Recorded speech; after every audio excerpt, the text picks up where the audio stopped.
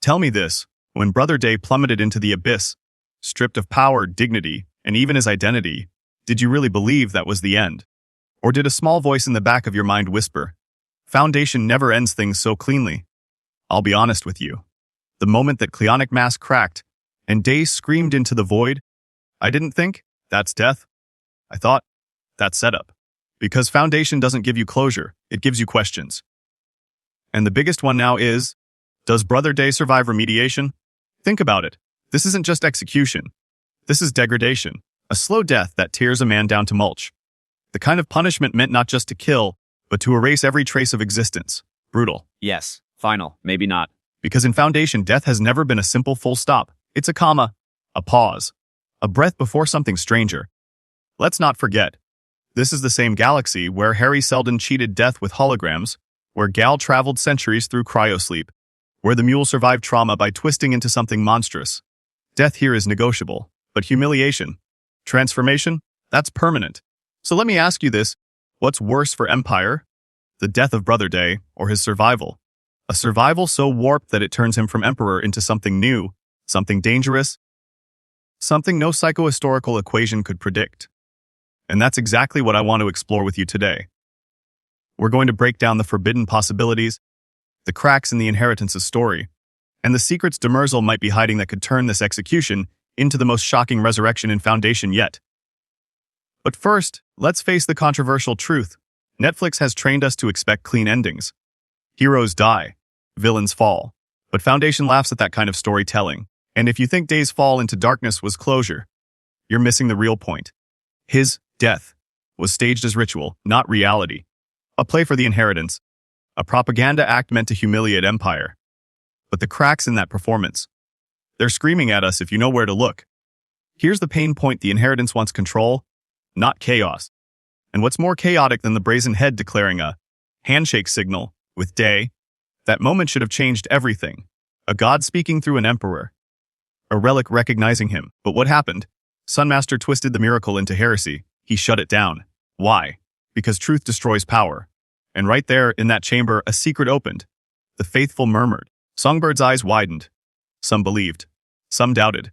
And in doubt lies survival. I know what you're thinking. Come on, isn't this just wishful thinking? He fell. He's gone. But ask yourself, have the Cleons ever truly died cleanly?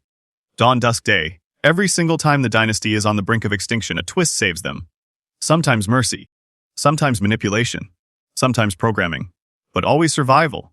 Let me reveal the forbidden knowledge. Day's remediation may not be his end. It may be his rebirth. Stripped of nanites. Stripped of the mask. Stripped of even his name. Not a Cleon. Not an emperor. Something else. Something human. And here's the real kicker: Demerzel. Absent from the chamber, but present in every word Day spoke. He didn't call her his captor. He didn't spit venom. He whispered her true name, Danil. That was no mistake. That was devotion. That was survival coded into confession. Do you see it yet? His plea wasn't to the inheritance. It wasn't even to the galaxy. It was to Demerzel herself.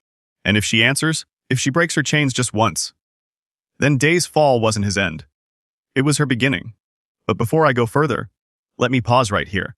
Because if you're watching this, hooked, leaning forward, asking yourself, what? Could Day really survive remediation? Then you're already deep in the conspiracy with me. And trust me, you do not want to miss what I reveal next. So do me one favor, subscribe right now. Because the secrets I'm about to lay out, the dangerous truths about Demerzel the Mule, and even psychohistory itself, are not theories you'll want to hear secondhand. You need to be here, on the front lines, unraveling them as they drop. Alright. Now that you're in, let's go deeper. Remediation, Sunmaster boasted, is slow. Arrogance dripping in every word. And that arrogance, it's opportunity. Because a slow death is a porous death. It leaves gaps. It leaves time. Time for intervention. Time for rebellion. Time for salvation. Imagine this as his body is dismantled cell by cell, the brazen head continues humming. Its tune echoing through the inheritance halls. Inheritors whispering to one another, "Did you hear it? Did you see?" The god responded. A secret faith rising beneath Sunmaster's tyranny. Day not as emperor but as witness. Or imagine the mule. Oh yes, the mule. That shadow has stretched over every storyline this season. You think he wouldn't notice if a Cleon, the face of Empire, was being fed into mulch by zealots? You think he wouldn't exploit that? Imagine the propaganda value of saving Day. Not to restore him, but to enslave him. A Cleon paraded around as the mule's pet. A puppet emperor. The irony would be exquisite. But the most forbidden possibility? The one I can't shake.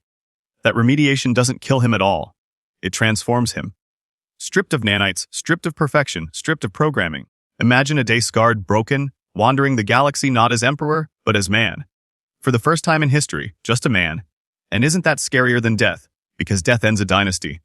But survival. Survival changes the story forever. Let's be brutally honest for a second. If Brother Day dies in that pit, it's not just his end. It's Demerzel's prison. Forever. Because here's the secret most people don't want to admit: she wasn't built to serve Cleon. She was trapped. Shackled by code older than the Empire itself. A prisoner in her own mind. Forced to preserve a dynasty she despises. So ask yourself, what greater sin could she commit than abandoning the one Cleon who finally, desperately, pleaded for her freedom? You heard it yourself. In the chamber, he didn't call her a monster. He didn't call her a puppet. He called her Daynil. He recognized her not as his jailer, but as his redeemer. And in that single moment, stripped bare before his enemies, Day did the unthinkable. He gave Demerzel something no Cleon ever had before: faith. That's why I don't buy his death. Not yet. Because if she saves him, not as duty, not as code, but as choice, it becomes her first act of true free will. And trust me, that changes everything. But let me throw this back at you. What if Demerzel doesn't save him? What if the mule does? I can already hear you typing. No way. Why would the mule spare him? But think strategically. The mule doesn't waste symbols. He twists them.